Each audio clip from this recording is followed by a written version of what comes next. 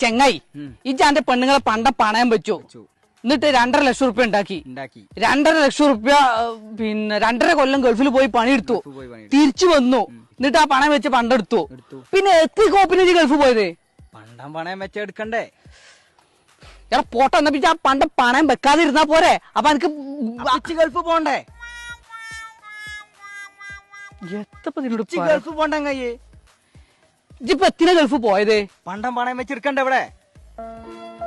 പണയം വെച്ചെടുക്കാൻ പെണ്ണുങ്ങളെ വരെ നിർത്തുവോ ഇപ്പൊ 2.5 കൊല്ലം ഗൾഫ് പോയി അധ്വാനിച്ചില്ലേ എന്നിട്ട് 2.5 ലക്ഷം റുപ്യ ഉണ്ടാക്കിയില്ലേ എന്നിട്ട് ഈ 2.5 ലക്ഷം റുപ്യന്റെ പണയം വെച്ചത് എടുത്തു ഞാൻ ചോദിക്കുന്നതേ ആ പണയം വെക്കാതെ ഇരുന്നിക്കണെങ്കില് അനക്ക് എടുക്കേണ്ട ആവശ്യമില്ലല്ലോ അപ്പിച്ച് ഗൾഫ് പോണ്ടേ ഇജിപ്പൊ 2.5 കൊല്ലം എത്തിന് ഗൾഫ് പോയി പണിയെടുത്തേ പണയം വെച്ചെടുക്കണ്ടേ